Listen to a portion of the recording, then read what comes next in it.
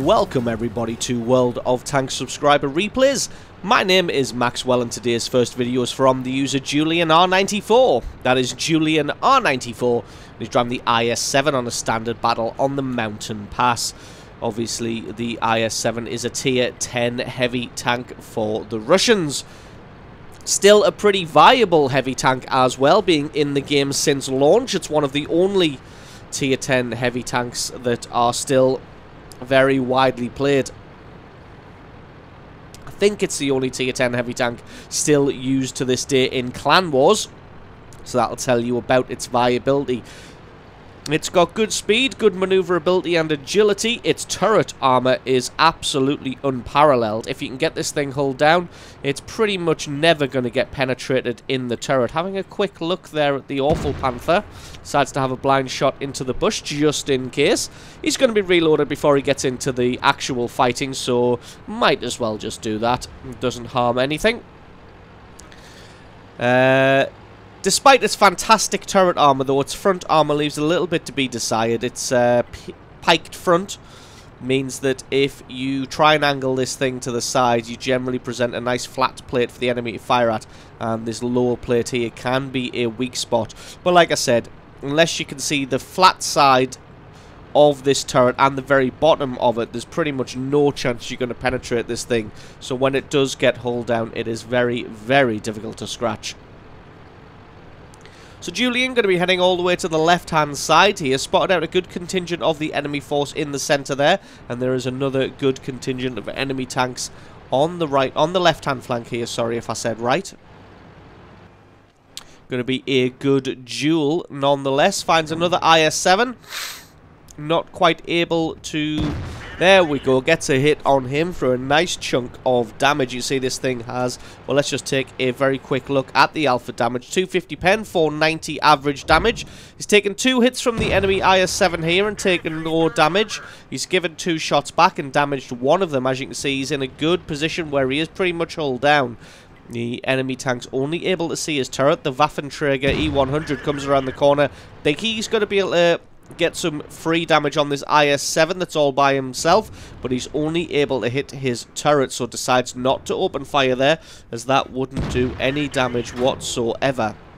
Does take another hit there, but he gets one back on the T-34, and again, that one didn't do any damage. He's got to play it a little bit carefully though, as he has to pop himself out past this E-75 in order to get any damage on anybody, which is going to leave him a little bit vulnerable. As you can see, the Waffenträger able to get a shot through his front armor there, does kill his driver as well, but the Waffenträger takes another chunk of damage in return. Got to be careful, because if everybody decides to charge and push on him, he may be caught out in the open here. Gonna try and get another shot on this Waffenträger, but it looks like, there we go, wasn't able to get a shot on the turret, and the Waffenträger returns fire, but only damages the turret. So he's doing well in this exchange so far. Gets a great hit on the T-34 there. T-34 concentrating on somebody else, probably that T-110E5 now. And looks like the E-75 that was here has been taken out. Able to finish off the T-34, which is always good. T-34's got a good cannon. Even at Tier 9 and Tier 10, it is still able to affect some change. Trying to have a shot at this Lerva now, but just plants that one into the ground by accident. Looks like the Waffenträgers have fallen back to reload, but here he comes now, so almost certainly going to be reloaded. Julian decides to fire at the tracks instead of the turret, and that means he's able to set him on fire and picks up kill number 2. Very, very lucky shot there. Second Waffenträger pops himself out, decides just to go for the turret rather than the tracks and possibly setting them on fire, and gets a huge roll on that damage. 657 there, and he needs to take him out here because he's getting pushed against by a good group of tanks. And with the Waffenträger out of the picture, he's only really got to worry about that other IS-7. The Lerva's not going to have a particularly easy time of penetrating him. As you can see, set himself up in a good side-scraping position here, keeping his front armor hidden by the little hill in front. Now he's got to think about this this AMX 1375 that could try and flank around. He's making a move, but it looks like Julian has the reflexes, is able to take him out in time. The IS-7 fires, but only able to take his track out. Julian just waiting this one out because he doesn't have a repair kit left. It looks like somebody's flanked around there. The FV-4202 has flanked around. The Lurva looks like he's focusing his cannon on that guy instead. And Julian was able to get a good shot on him. Now he's got to take out this other IS-7. Takes out his counterpart fairly easily there. Now he's going to come up behind the Lurva, but it looks like the FV has got him in his sights. Takes him out. And Julian, for his trouble, has picked himself up 5 kills and 6,000 points of damage. But it looks like while they were being total badasses on this flank, that the enemy team has absolutely steamrolled them on the other flank. And I'm not sure how that's happened, considering the Allies only sent 4 tanks to this flank against the 6 or so that the enemy sent. So I'm not really sure how they lost the fight, but lost the fight they did. Takes a hit from a sneaky IS-3, but he's able just to return fire and take him out, and that's kill number 6. FA looks like he is going artillery hunting here, or maybe just going for a base capture actually. The Allies do have 2 heavy tanks dropped back in order to offer some kind of base defense. They've got an IS and a 113. 113 is also a tier 10 heavy tank, so I'm a little bit perplexed as to why. So he hasn't just stayed in the base for the full game. He has ventured forward, gotten shot in the face a few times, and then fallen back. So everybody going to be closing in on whoever they can find. Spots out an ST1 here.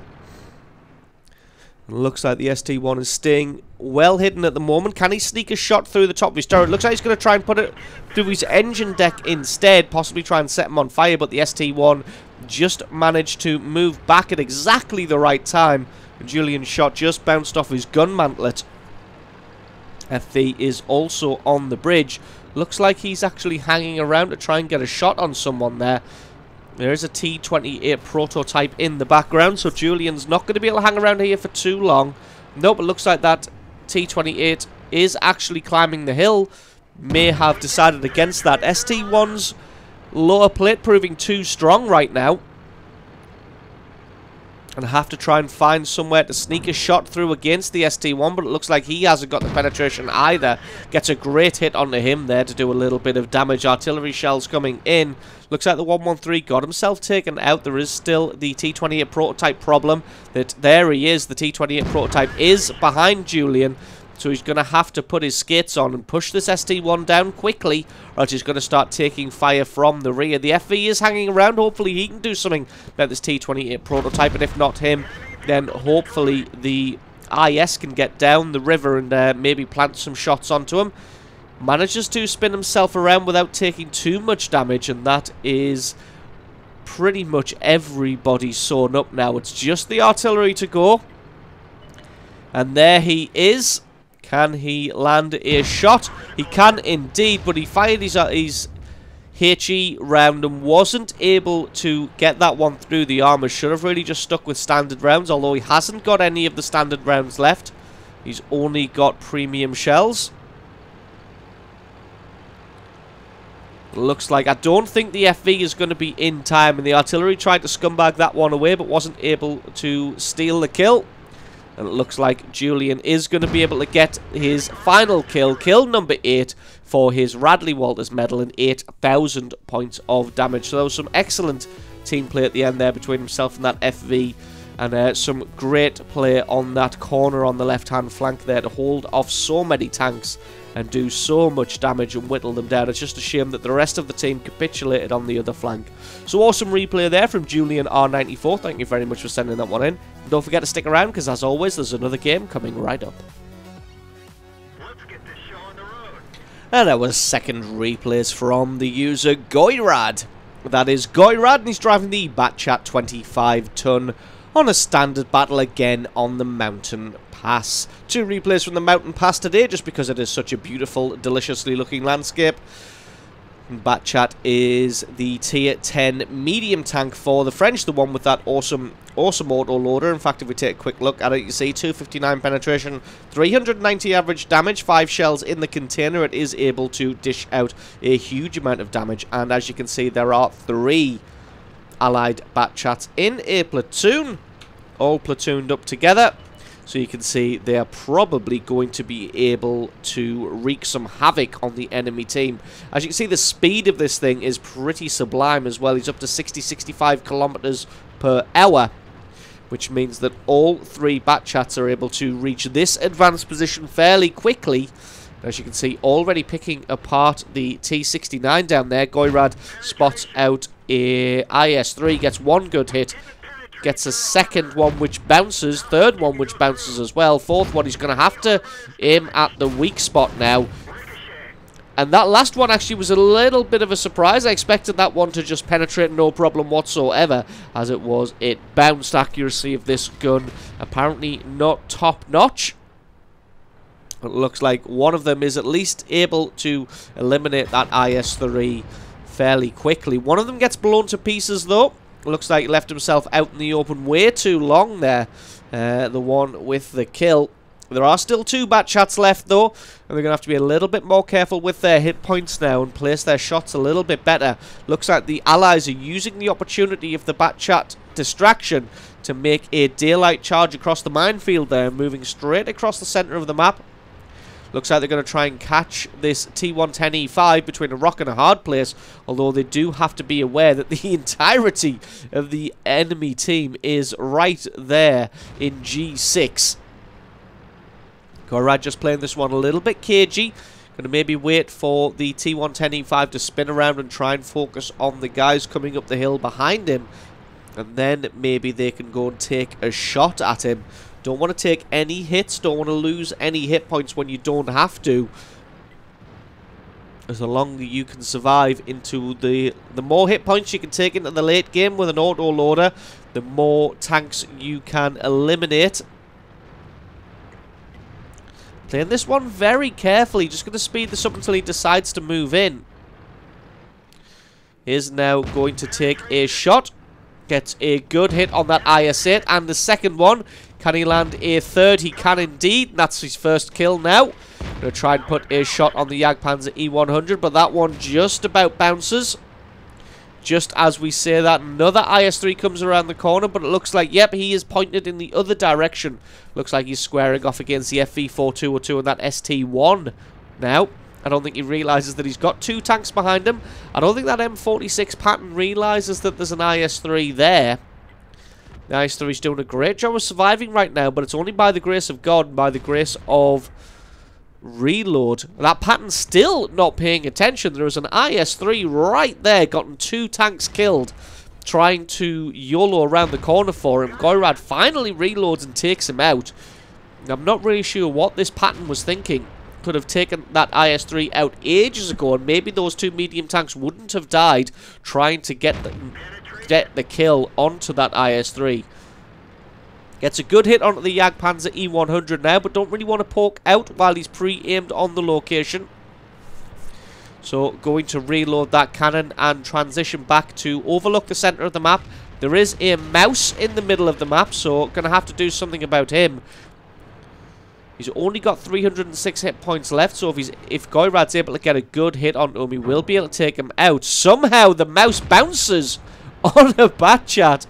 Now, I'm not sure how that's possible, because I'm pretty sure he's got the same cannon as the E75. So very, very surprising and very, very lucky on the part of Goyrad there. The mouse did get taken out before he was able to get any damage on him. Oh, lovely shot on the side armor of the Jagdpanzer E100. Unfortunately, it bounced, but the Jagdpanzer E100 decides to spin himself around, which presents more side armor. Goyrad takes advantage of that, takes him out, sets the IS-7 on fire to boot. IS-7 does have a standard fire extinguisher though, so he puts himself out for only 668 damage. But that was a beautiful bit of damage onto that IS-7. Allied team not quite winning this one just yet. It is 10 kills to 10. The enemy team has put up a great defense, although the Allies are still pushing them down from this position. The Allies are going to have to start being very careful any minute now, though, because the enemy team does still have an E-100 and an IS-7. Can Goyrad get a shot onto this E-100? Gun just about missing that one. Can't put one through the front armor. The E-100 is too well armored, but the roof isn't. Goyrad takes him out and picks up kill number 4. So like I was saying, the enemy does still have two, well, now just one heavily armored heavy tanks. And the Allies only have this idiotic M46 pattern. And Goyrad himself. So although it is even at 11 kills to 11, the enemy team probably has the bigger hit point pool left at the moment.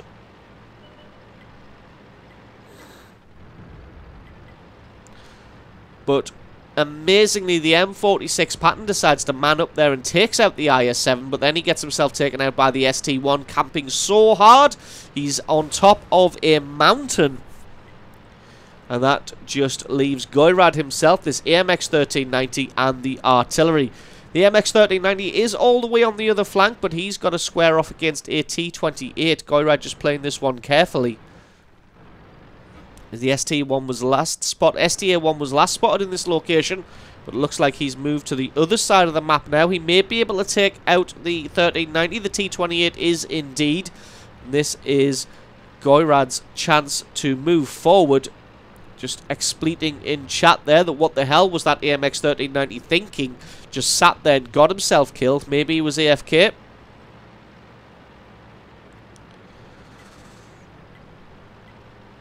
Now Goyrad is going to head up the mountain. Unfortunately, he's only got 4 shells left, which means 4 in the container. Gets 1 good hit on the STA-1. But as you can see, he's only got 3 standard shells left and then 1 more clip of heat shells. So he's got to play this one very, very carefully. He can't afford to waste any shots right now. If we just take a look at it, the T-28 is a 2-shot. The STA-1 is at least a 3-shot. So that is a full clip of heat rounds. And then he's got the artillery to contend with. So he's decided to just try and use tactics here and flank around. The STA-1 did drop. Finds the artillery here. Not quite able to get a shot on him. The artillery is able to sneak around behind the cliff in time. But the STA-1 has dropped down, so he might be on the right-hand side. So Goyrad's got to be careful here. He's still on full hit points. But like I said, only got 8 shells left. Object 261. Missed the first one. He could not afford to do that. He's got to land the next 2 shots. Oh, and that is so unlucky. Only able to take his track out, but he's able to finish him off in the end. And now Goyrad is in the very, very uncomfortable position that he's going to have to rely on his artillery. At least the artillery isn't AFK. Finds the STA-1. He's got to make this shot count. If he doesn't land this shot, he does indeed. He lands the shot on the STA-1. I don't think the STA-1 knows that he's reloading. Oh, I think he does realise that he's reloading, so Goyrad is just going to run for it, and the STA-1 is going to chase after him. Like I said, he's got to rely on his artillery now. He's only got 3 shells left. This STA-1 is going to take at least 2. And the T-28 is also going to take 2. Just trying to stay alive at the moment. I think the STA-1 realises he's not going to be able to catch him.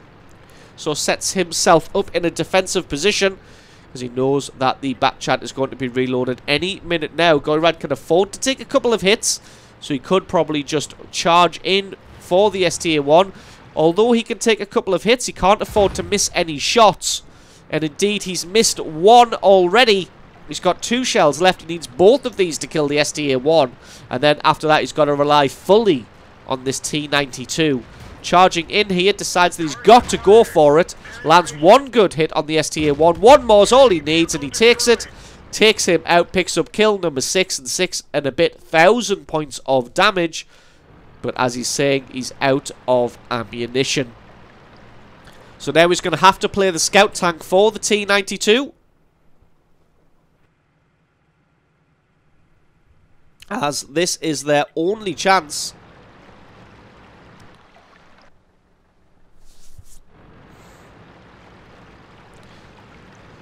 So he was hoping that the T-92 would pre-aim on a location, but I think what they're going to do instead, since the T-92 has moved up, that Goirad's going to advance forward, try and get some spots on the T-28.